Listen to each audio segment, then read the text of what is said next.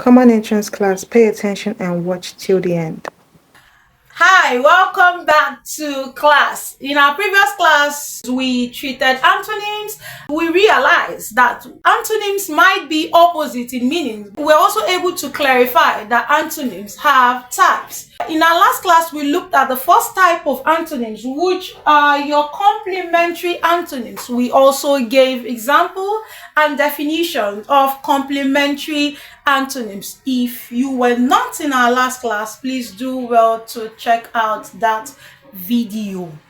Okay, so today we would be looking at gradable antonyms, like the name implies, grades. When you look at your grades in school, right, your paper can be graded as A plus, B, C, D, and like that. These antonyms are like that too. When you come to gradable antonyms, you are saying that there is a middle ground.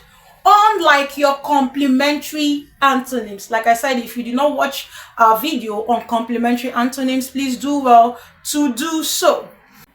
Like I said here, these are opposite amounts of the same quality.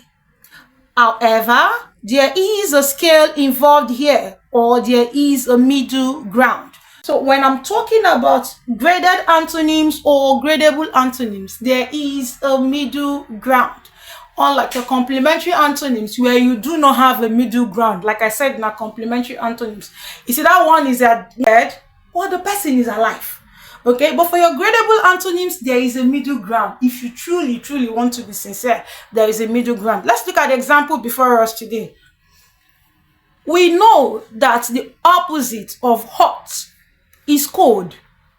But there is a middle ground between hot and cold. Things don't usually go from hot to cold like that. There's a middle ground of warm, right? It can be hot, warm, or cold. Even though we can agree that the opposite of hot is cold. We have other things like that, right? Like good and bad. There is always a middle ground when it comes to good and bad, and I want you to do that one for me. All right, now look at the one I have here, first and last. First and last. What do you think the middle ground would be when it comes to grading, or as we're discussing gradable antonyms? First and last. The other things can come in between, second, third, fourth. All right, it is not always just first and last. There are other things in between. That is what we mean by gradable antonyms. Of course, the opposite for first is last. But what we are saying is there is a middle ground. There is a scale in which you can use in weighing these words.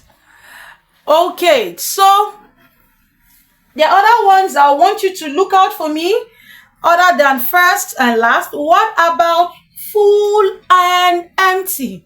Yes, the opposite of full is empty, but there are other words that can come in between, right? A glass can be full, a glass can be empty, a glass can also be half full, right?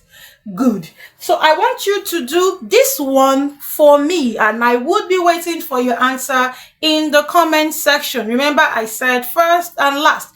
What other words do you think can come in between first and last?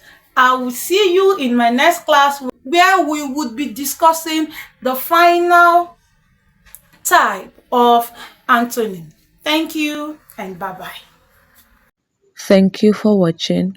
Please like, comment, share, and follow for more.